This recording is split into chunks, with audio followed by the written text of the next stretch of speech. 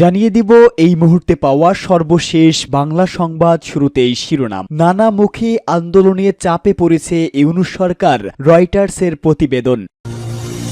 এদিকে সেনা সদরের ব্রিফিং, ক্ষমতা নেওয়ার কোনো ইচ্ছা সেনাবাহিনীর নেই। এরপরেই জানাবো জুনের প্রথম সপ্তাহে ঐকমত্য কমিশনের দ্বিতীয় দফা আলোচনা শুরু। এরপরেই জানাবো জুলাইয়ের গাদ্দাররা চেতনা বিক্রি করছে, রাশেদ খান মেননের হুঁশিয়ারি বার্তা। এবং সর্বশেষ জানিয়ে দিব জামায়াত আমিরের জরুরি সংবাদ সম্মেলন আজ। এতক্ষণ শুনছিলেন সংবাদ শিরোনাম, এবারে বিস্তারিত। তবে তার আগে প্রতিদিনের আপডেট বাংলা সংবাদ সবার আগে পেতে ভিডিওটিতে একটি লাইক দিয়ে চ্যানেলটি সাবস্ক্রাইব করার অনুরোধ রইল। এছাড়াও জানিয়ে দিন কে কোন স্থান থেকে আমাদের সংবাদ শুনছেন অথবা দেখছেন।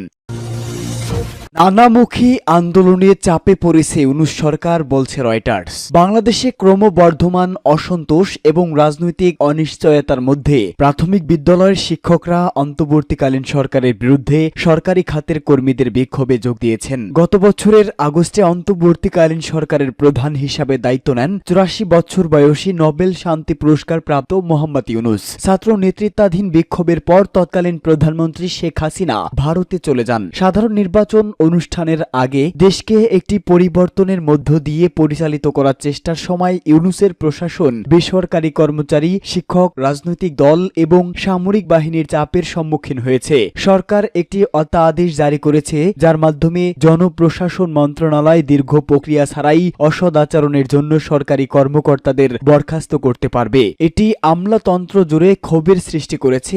আজ টানা তৃতীয় দিনের মতো সরকারি কর্মচারী তাদের বিক্ষোভ অব্যাহত রেখেছে।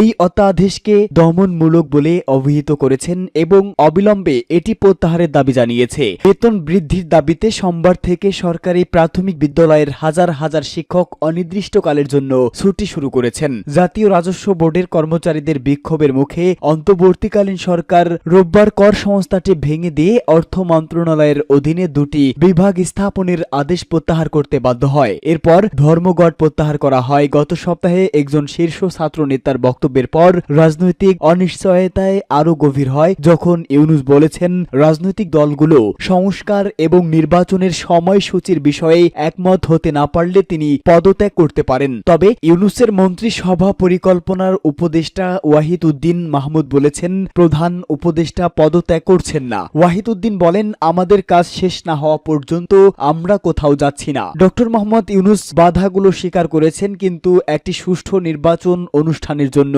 প্রতিশ্রুতিবদ্ধ রয়েছেন। অন্তর্বর্তীকালীন সরকার দ্রুত সাধারণ নির্বাচন এবং সংস্কারের দাবির মধ্যে আটকে রয়েছে। ইউনূস সরকার বলেন 2026 সালের জুনের মধ্যে নির্বাচন অনুষ্ঠিত হতে পারে। অন্যদিকে প্রাক্তন প্রধানমন্ত্রী খালেদা জিয়ার নেতৃত্বাধীন বাংলাদেশ জাতীয়তাবাদী দল বিএনপি ডিসেম্বরের মধ্যে নির্বাচনের জন্য জোর দিচ্ছে। বাংলাদেশের সেনাপ্রধান জেনারেল ওয়াকারুজ্জামান গত সপ্তাহে এক ভাষণে ডিসেম্বরে নির্বাচন অনুষ্ঠানের আহ্বান জানিয়ে চাপ আরো বাড়িয়ে দেন এবং রাজনৈতিক পরিস্থিতি নিয়ে অসন্তোষ প্রকাশ করেন। সেনা সদরের ব্রিফিং, ক্ষমতা নেওয়ার কোনো ইচ্ছা নেই সেনাবাহিনীর ক্ষমতা নেওয়ার কোনো ইচ্ছা নেই এবং সরকার ও সেনাবাহিনী একে অপরের সহযোগিতায় কাজ করছে বলে জানিয়েছে সেনা সদর। সরকারের সঙ্গে বাংলাদেশ সেনাবাহিনীর কোনো বিভেদ হয়নি বলেও জানানো হয়েছে। ঢাকা সেনানিবাসের অফিসার্স মেসে এক সংবাদ সম্মেলনে সেনা সদরের অপারেশনস পরিদপ্তর পরিচালক ব্রিগেডিয়ার জেনারেল মোহাম্মদ নাজিমউদ্দৌলা এসব কথা বলেন। তিনি বলেন, সেনাবাহিনীর ক্ষমতা নেওয়ার কোনো ইচ্ছা বা এ ধরনের কোনো আলোচনা আমাদের মধ্যে হয়নি। দেশের সার্বভৌমত্ব রক্ষার জন্য, নিরাপত্তা রক্ষার জন্য আমরা সর্বদা সেনাবাহিনী একতাবদ্ধ হয়ে কাজ করে আসছি এবং ভবিষ্যতেও আমরা দেশের জন্য, দেশের নিরাপত্তার জন্য দেশের মানুষের সঙ্গে কাজ করে যাব। নাজিমউদ্দৌলা বলেন, আমরা প্রতিনিয়ত সরকারের সঙ্গে কাজ করছি, সরকারের নির্দেশনা অনুযায়ী কাজ করছি। যেভাবে বলা হচ্ছে সরকারের সঙ্গে সেনাবাহিনীর মত পার্থক্য হচ্ছে, বিভেদ হয়েছে, এরকম আসলেই কিছুই হয়নি। সরকার ও সেনাবাহিনী একে অপরের সহযোগিতায় কাজ করছে, এটা নিয়ে ভুল ব্যাখ্যা করার কোনো সুযোগ নেই। তিনি আরো বলেন, আমরা কোনো মুখোমুখি অবস্থান দেখছি না, আমাদের মধ্যে যথেষ্ট সহোদর্যপূর্ণ পরিবেশ রয়েছে এবং আমরা একত্রে দেশের জন্য, দেশের স্বার্থে, জনগণের জন্য কাজ করে যাচ্ছি। এক প্রশ্নের জবাবে শফিকুল ইসলাম বলেন, অফিসার্স অ্যাড্রেস সেনাপ্রধান যে কোনো সময় বা সময়ে অফিসারদের বা সৈনিকদের সঙ্গে সঙ্গে কথা বলে থাকেন, তিনি দিক নির্দেশনা দিয়ে থাকেন, এটি তারই একটা ধারাবাহিকতা মাত্র।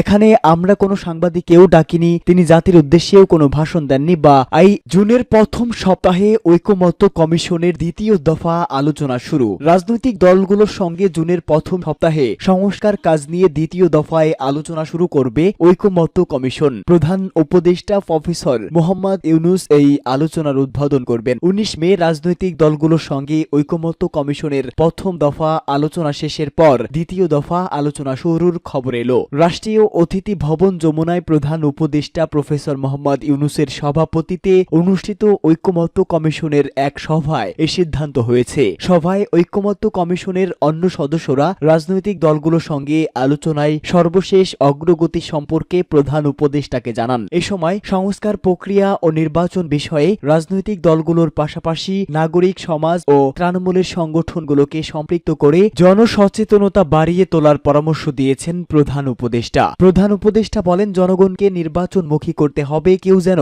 ব্যালট বক্স ছিনিয়ে নিতে না পারে সেই বিষয়ে নাগরিকদের সচেতন করতে হবে, শৃঙ্খলা আনতে হবে, জনগণকে সঙ্গে নিয়ে নিরাপদ ভোটের আয়োজন করতে হবে। এত বড় অভ্যুত্থানের পর যে বাংলাদেশ আমরা পেয়েছিলাম, এটা যেন তেমন বাংলাদেশই রয়ে যায় বলেন তিনি। আজকের সভায় অতীতে বিভিন্ন নির্বাচনে অনিয়মের সাথে যারা জড়িত তাদের ভূমিকা তদন্তের জন্য একটি স্বাধীন কমিশন গঠনের বিষয়ে আলোচনা হয়। কমিশনের সহসভাপতি অধ্যাপক আলী রিয়াজ জানান, এ বিষয়ে প্রত্যেকটি রাজনৈতিক দল ইতোমধ্যেই ঐকমত্য প্রকাশ করেছেন। কমিশন সদস্য আইয়ুব ভুইয়া অবিলম্বে জনপ্রশাসন সংস্কার বাস্তবায়ন কমিশন গঠনের আহ্বান জানান। তিনি বলেন, 1982 সালে এনাম কমিশন বিভিন্ন সরকারি সংস্থা যে অর্গানোগ্রাম তৈরি করেছিল সেটাই তাদের এখনো রয়ে গেছে। ইতোমধ্যেই বিভিন্ন সংস্থা অপ্রয়োজনীয় হয়ে পড়েছে এবং নতুন অনেক সংস্থা গঠন করা হয়েছে। এই কমিশন গঠন করা হলে এই অর্গানগ্রামগুলো পুনর্গঠন করা যাবে। তিনি বলেন, এনবিআর সংস্কারে জনপ্রশাসন কমিশনের সুপারিশ ছাড়া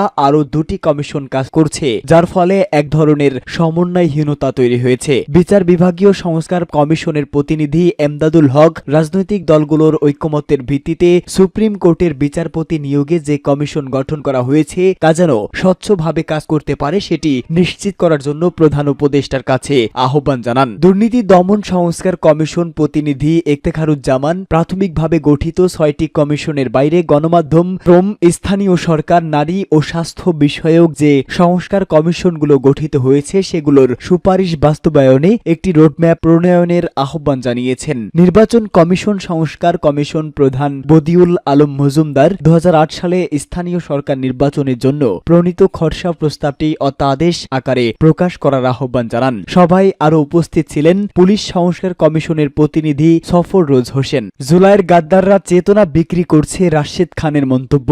জুলাইয়ের গাদ্দাররা চেতনা বিক্রি করছে বলে অভিযোগ করেছেন গণ অধিকার পরিষদের সাধারণ সম্পাদক রাশেদ খান। তিনি বলেন, এখনও তারা শহীদদের তালিকা ক্ষতিপূরণ দিতে পারেননি, অথচ আওয়ামী লীগ নিষিদ্ধের নামে প্রহসন করেছে। গাদ্দারদের বাদ দিয়ে জুলাই ঐক্য তৈরি করা হবে। জুলাই ঐক্যের ডাকে রাজধানী শাহবাগে সমাবেশে এসব মন্তব্য করেন তিনি। সমাবেশে জুলাই যোদ্ধাদের প্রায় 100টি সংগঠন, বিএনপি, জাতীয় নাগরিক পার্টি, গণ অধিকার পরিষদ, ইনকিলাব মঞ্চ সহ বিভিন্ন রাজনৈতিক দল, অভ্যুত্থানে শহীদ এবং আহত পরিবারের সদস্যরা অংশ নেন। সমাবেশে রাশেদ খান সরকার বিচার সংস্কার, নির্বাচন পরিকল্পনা দিতে ব্যর্থ হয়েছে, প্রায় 10 মাসেও সরকারের কোনো উল্লেখযোগ্য সাফল্য নেই, এমনকি উপদেষ্টাদের সমালোচনা করতেও বাধা দেওয়া হচ্ছে। গ্রহণযোগ্য নির্বাচনের আয়োজনের আগে উপদেষ্টা পরিষদের সংস্কার দরকার মন্তব্য করে তিনি বলেন, করিডোর বন্দর নিয়ে চক্রান্ত চলছে, জনগণের ম্যান্ডেটের বাইরে কোনো পদক্ষেপ নেওয়া হবে না। অপরদিকে আহতদের এখনও চিকিৎসা নিশ্চিত করা হয়নি উল্লেখ করে সমাবেশে বক্তারা বলেন, নিষিদ্ধ হওয়ার পরও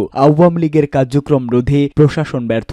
হুঁশিয়ারি দিয়ে নেতারা বলেন, সরকারের পক্ষ থেকে যদি আওয়ামী লীগের বিচারের ব্যবস্থা না করা হয় তাহলে ছাত্র জনতা সরকার গঠন করবে, ছাত্র জনতাই আওয়ামী লীগের বিচার করবে। নেতারা বলেন, ফ্যাসিস্ট দোসররা এখনও রাষ্ট্রের বিভিন্ন প্রতিষ্ঠানের গুরুত্বপূর্ণ পদে বসে ভারতীয় প্রক্সি হিসাবে কাজ করছে। এরাই অন্তর্বর্তী সরকারকে ব্যর্থতার দায় দিয়ে বিদায় করার ষড়যন্ত্র করছে। কালক্ষেপণ না করে নির্দিষ্ট সময়ে জুলাই ঘোষণাপত্র প্রকাশের তাগিদ দিয়ে নেতারা বলেন, যারা স্বার্থ হাসিলে জুলাই চেতনা বিক্রি করেছে তারা জুলাই গাদ্দার। নিজেদের না শুধরালে তাদের উৎখাত করতে মাঠে নামবে জুলাই ঐক্য। পাশাপাশি দলমত নির্বিশেষে ফ্যাসিবাদ বিরোধী সব শক্তি এক হয়ে সব অপশক্তি রুখে দিয়ে প্রত্যাশিত বাংলাদেশ গড়ে তোলার করার প্রত্যয় ব্যক্ত করেন নেতারা।